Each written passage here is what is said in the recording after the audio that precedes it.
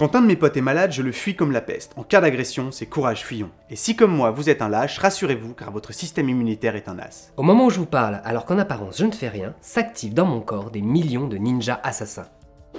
Des armées de soldats de guerriers microscopiques livrant des guerres intestines et des batailles épiques. Et heureusement, car même si vous êtes soucieux de votre hygiène, vous avez sur vous en permanence une horde de trucs au nom bizarre du genre de Staphylococcus, Streptococcus et autres Corynebacterium. En tout, c'est près de 200 espèces différentes, pour un total de 1000 milliards de bactéries qui grouillent à chaque instant sur la surface charnue des plaines de votre peau. Ce nombre peut paraître énorme, mais l'ensemble de ces créatures tiendrait dans le volume d'un petit pois. Tous ces organismes invisibles à l'œil nu passent une bonne partie de leur temps à vous déguster. À leur menu, peau morte, fluides divers et autres minéraux que vous produisez à tout va. Nous sommes des citadelles constamment assiégées par des bactéries et virus voulant faire de notre corps leur résidence principale. Et pour nous défendre contre toutes ces intrusions, nous disposons d'un système de défense digne de l'étoile noire, notre système immunitaire. Un royaume étonnant, parfois gluant et constamment sollicité par son environnement. Pour lutter contre tous ces microbes, en première ligne de front, vous avez ce qu'on appelle le système immunitaire inné. Toujours prêt à engager le combat, tout de suite et partout. Estomac, poumon, mucus du nez, il est de toutes les batailles, et l'on le retrouve même sous forme d'enzymes dans nos larmes.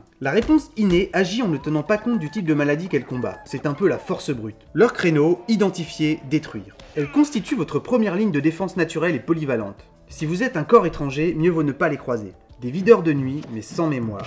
Ces forces de l'ordre qui forcent le respect protègent les entrées. Et lors de l'intrusion d'un élément étranger dans l'organisme, sa mise en œuvre est immédiate, spontanée et rapide. Et ce, quel que soit l'agresseur. Virus, bactéries ou champignons.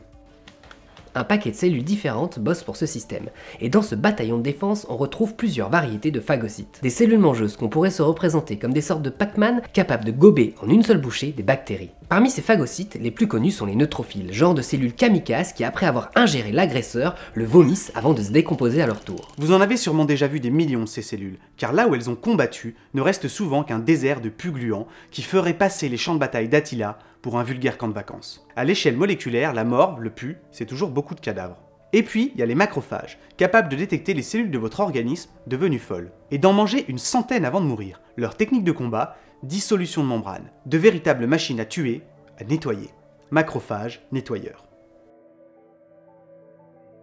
Quand notre système inné n'arrive pas à reconnaître l'intrus, ou quand il est dépassé par l'agresseur, alors intervient le système immunitaire acquis, sorte de GIGN de notre corps. Il est constitué de cellules spécialisées appelées lymphocytes. Des assassins que vous hébergez, formés et entraînés, et qui en présence d'un pathogène, vont étudier l'intrus, analyser ses faits et gestes, pour un jour pouvoir le combattre et trouver une réponse adaptée. La réponse de ces troupes d'élite n'est pas immédiate. Il leur faut autour de 2 semaines en présence d'une infection inconnue avant de passer à l'action. Ces cellules sont les têtes pensantes du système immunitaire. Elles possèdent une mémoire et c'est d'ailleurs sur cette propriété du système immunitaire que sont basés les vaccins. Car à ces troupes d'élite, on ne leur fait pas le coup de foi. Elles conservent le souvenir de la première agression et si le même agent pathogène infecte une nouvelle fois votre organisme, la réponse engendrée sera plus rapide, plus spécifique et plus intense. Au sein de ces troupes d'élite, on retrouve 2 classes, et les 2 catégories ont la classe. La première a sûrement le nom le plus cool qui n'ait jamais été donné à une cellule, ce sont les lymphocytes tueurs. Leur job, identifier les cellules infectées par les virus, puis les détruire. La seconde est celle des lymphocytes B, des cellules responsables de la production d'anticorps spécifiques dirigés contre les corps étrangers. Des anticorps qui peuvent par exemple se coller au virus pour éviter qu'il ne pénètre dans les cellules. Et un virus qui ne peut entrer dans une cellule ne peut pas se multiplier. Évidemment, tout ceci est simplifié à outrance. Tentons d'en savoir plus en nous rendant au Centre de recherche en transplantation et immunologie de Nantes.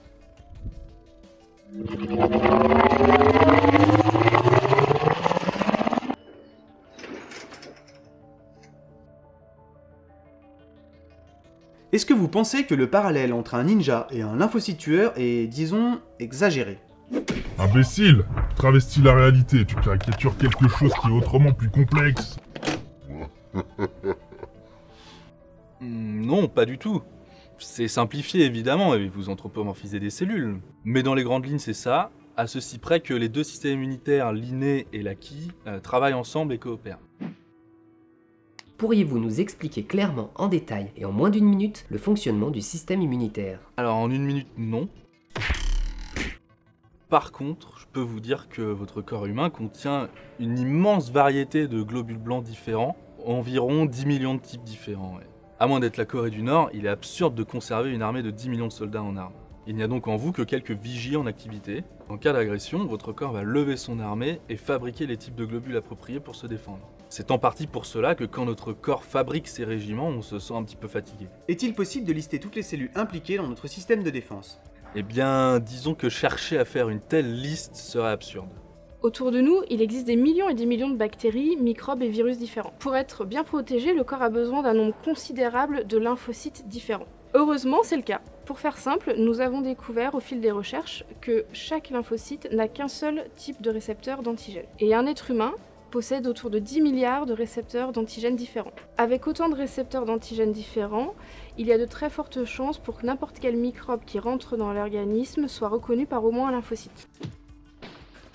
Je vous vois blêmir, mais gardez à l'esprit que la plupart des microbes ne vous en veulent pas. Prenez Wolbachia. Si vous êtes un Homo sapiens, un zèbre ou n'importe quel vertébré, cette bactérie vous importe peu. Par contre, si vous êtes une crevette, un ver ou une mouche des fruits, mieux vaut vous carapater dardard quand elle est dans le coin. Car elle peut tout bonnement vous stériliser. Réjouissant, non? Nos défenses immunitaires s'en prennent-elles toujours à la bonne cible? En fait, aussi performantes soient-elles, nos défenses n'agissent pas toujours pour notre bien. Elles peuvent nous poser des soucis.